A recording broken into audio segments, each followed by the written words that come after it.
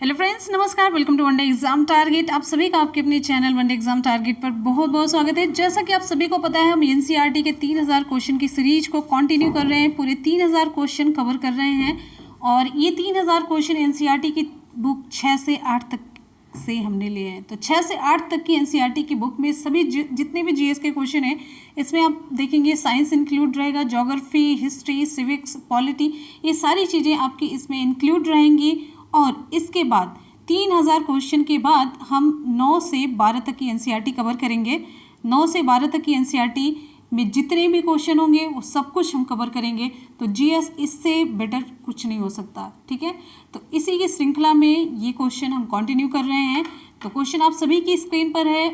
आप सभी लोग जल्दी से एक बार वीडियो को लाइक करेंगे, अपने दोस्तों में शेयर करना बिल्कुल भी ना भूलें।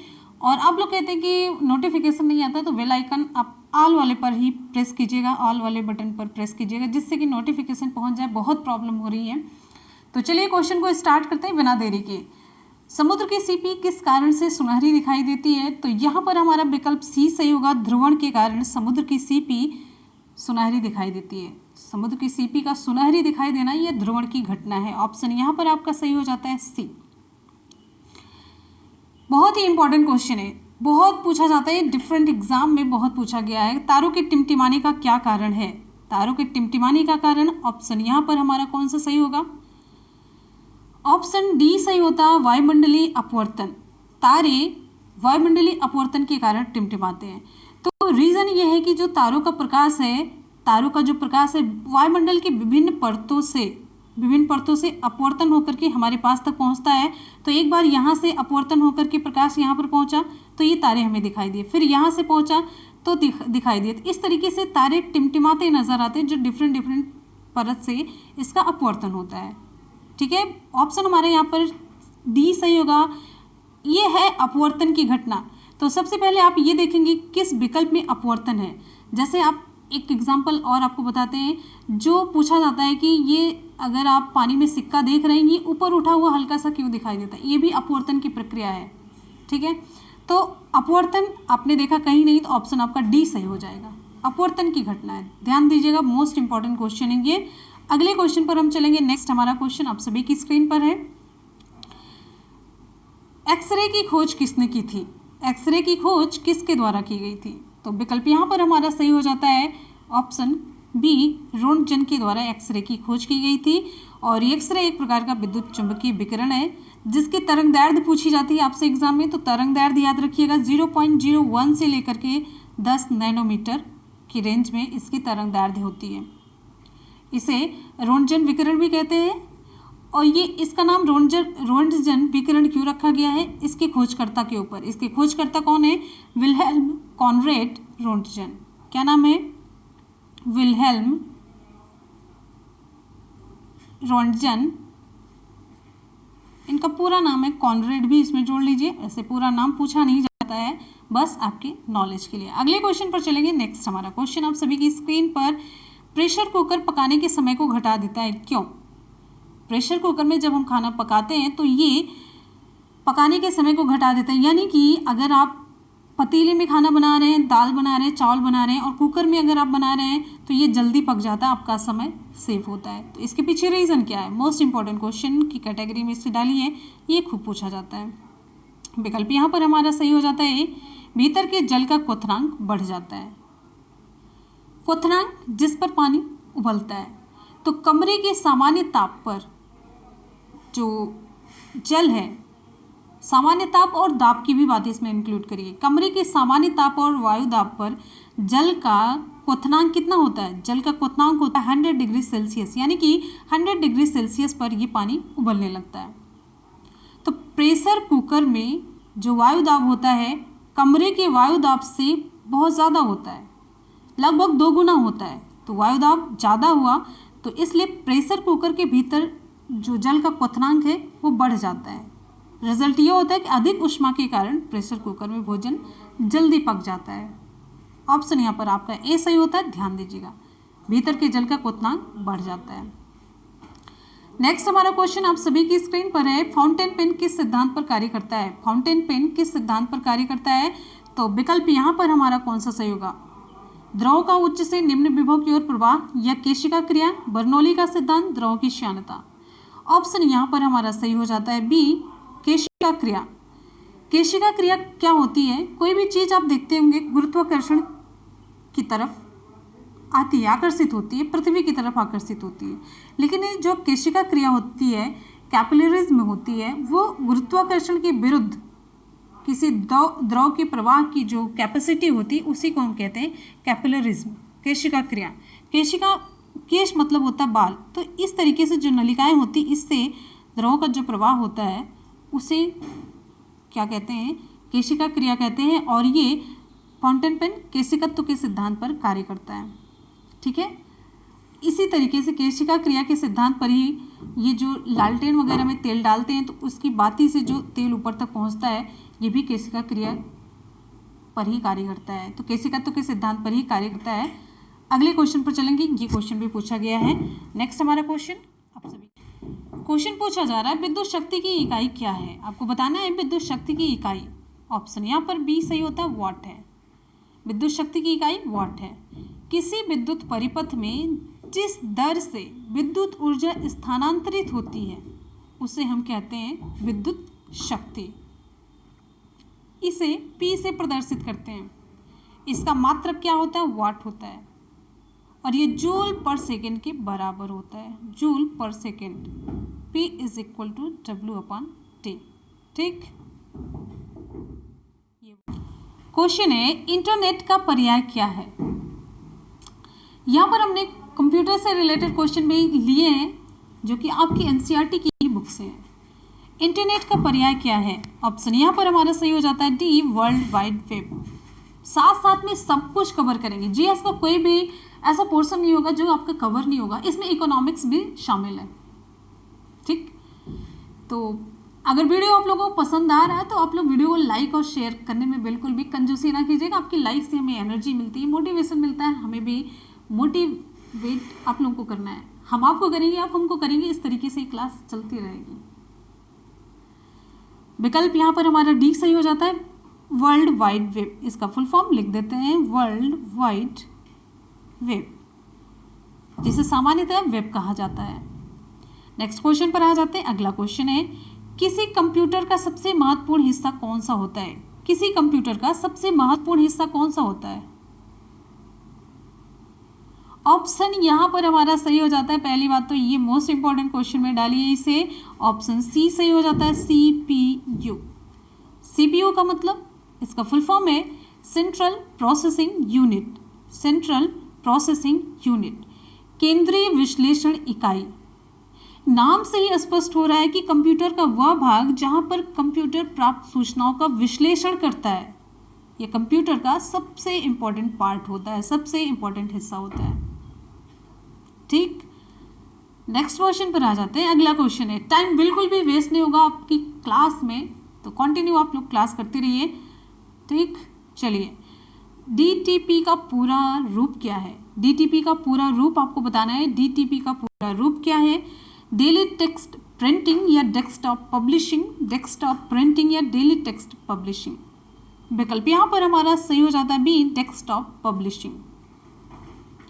डेस्कटॉप पब्लिशिंग या डेस्कटॉप प्रकाशन या डीटीपी, ये प्रकाशन की एक नई तकनीकी है, आधुनिकतम तकनीकी है, जिसके आने से प्रकाशन का कार्य कम खर्च में और बहुत ही अच्छी तरीके से सुविधा के साथ होने लगा है। डेस्कटॉप प्रकाशन के मुख्य 3 अवयव हैं। पहला है व्यक्तिगत कंप्यूटर, दूसरा है पेज लेआउट करने के लिए एक दृश्य और प्राप्ति सॉफ्टवेयर होता है, तीसरा है अच्छी गुणवत्ता वाला एक प्रिंटर। तो ये 3 मुख्य अवयव होते हैं इसके डेस्कटॉप पब्लिशिंग के। अगले क्वेश्चन पर हम चलेंगे। नेक्स्ट हमारा क्वेश्चन है, साथ साथ में आपको इंपॉर्टेंट फैक्ट बताते चलेंगे जो इससे रिलेटेड होगा। ठीक, कॉन्सेप्ट भी आपका क्लियर हो और आपके एग्जाम में जो क्वेश्चन पूछे भी जाएं। इंपॉर्टेंट क्वेश्चन, टीका वैक्सीनेशन का आविष्कार किसने किया था? टीके का आविष्कार किसने किया था? बहुत ही इंपॉर्टेंट क्वेश्चन। विकल्प यहाँ पर हमारा सही हो जाता है बी, एडवर्ड जेनर ने। एडवर्ड जेनर ने चेचक के टीके का आविष्कार किया था। विश्व में टीकाकरण की देन एडवर्ड जेनर की ही है। तो यहीं से टीकाकरण की शुरुआत हुई थी, एडवर्ड जेनर से ही। नेक्स्ट क्वेश्चन पर हम आएंगे। अगला क्वेश्चन आप सभी के लिए है, पायसीकरण एक एजेंट है जो क्या काम करता है? पायसीकरण एक एजेंट है जो क्या काम करता है? विकल्प आप सभी के सामने, आपको 2 से 4 सेकंड का, 10 सेकंड का टाइम देते हैं। चलिए 10 सेकंड का टाइम, और आप लोग ऑप्शन चूज करिए।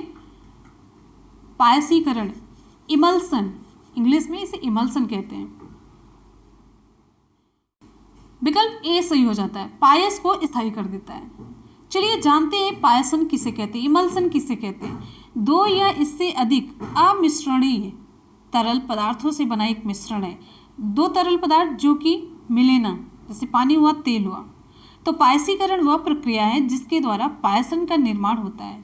कोई भी क्रिया हो रही है पायसीकरण की, तो उससे पायस ही तो बनेगा।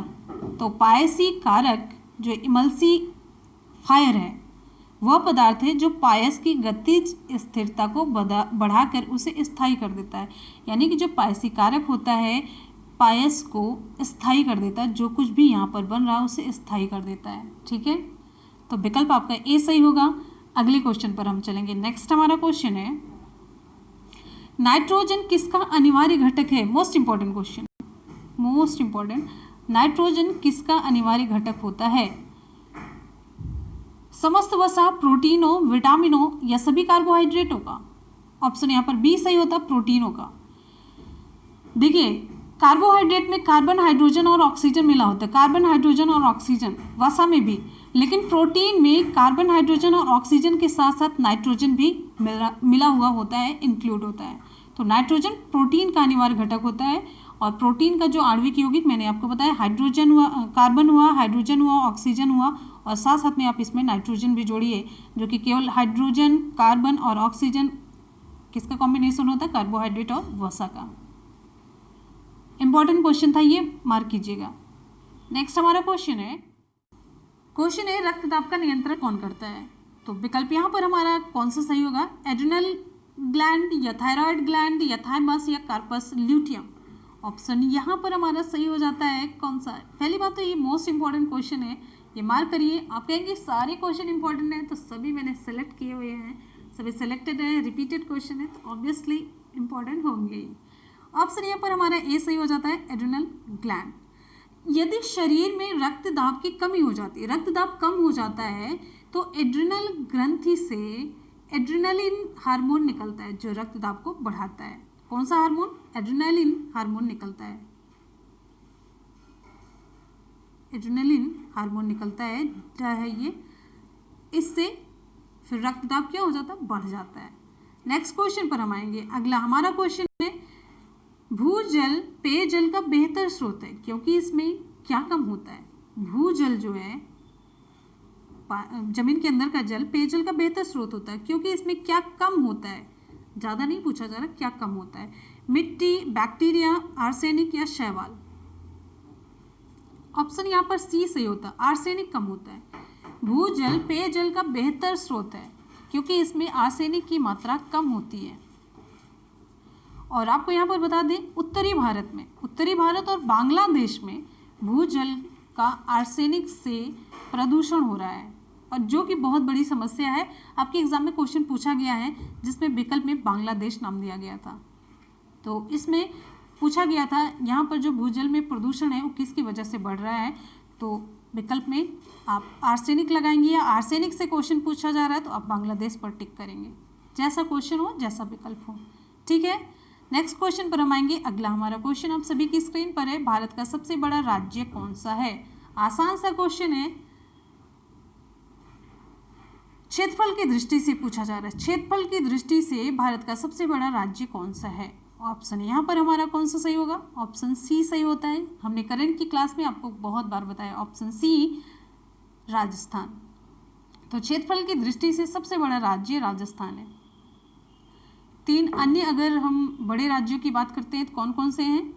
मध्य प्रदेश है, महाराष्ट्र है और फिर उत्तर प्रदेश है। क्लियर है? चलिए, राजस्थान, मध्य प्रदेश, महाराष्ट्र और उत्तर प्रदेश। नेक्स्ट क्वेश्चन पर आते हैं। अगला क्वेश्चन है, अच्छा, आपको बताना है जनसंख्या की दृष्टि से सबसे बड़ा राज्य कौन सा है। आपको बताना है कमेंट सेक्शन में जनसंख्या की दृष्टि से सबसे बड़ा राज्य कौन सा है। जल्दी से कमेंट सेक्शन में आप बताएंगे। नेक्स्ट हमारा क्वेश्चन है नीली क्रांति का संबंध किससे है। नीली क्रांति का संबंध किससे है। मुर्गी पालन, मत्स्य पालन, पेयजल या अंतरिक्ष अनुसंधान। तो विकल्प यहाँ पर हमारा बी सही हो जाता है, मत्स्य पालन से संबंधित है। नीली क्रांति का संबंध मत्स्य पालन से है।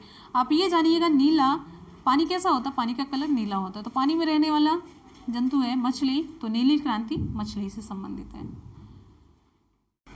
तो यहाँ पर देखिए श्वेत क्रांति दुग्ध उत्पादन से संबंधित, इसके जनक कौन है, डॉक्टर वर्गीज कुरियन। नीली क्रांति मत्स्य उत्पादन से है जिसमें मछली पालन है। पीली क्रांति का संबंध तिलहन उत्पादन से है। बादामी क्रांति का संबंध है मसाला उत्पादन से। गुलाबी क्रांति झींगा मछली उत्पादन और गोल क्रांति आलू उत्पादन से है। रजत सिल्वर क्रांति जो है अंडा उत्पादन से संबंधित है। अब आगे यहाँ पर देखिए भूरी या धूसर क्रांति ये उर्वरक उत्पादन से संबंधित। लाल क्रांति मांस या टमाटर उत्पादन से। अमृत क्रांति नदी जोड़ो परियोजना है और हरित क्रांति खाद्यान्न उत्पादन में वृद्धि से संबंधित है और इसके जनक है डॉक्टर नॉर्मन ई बोरलॉग।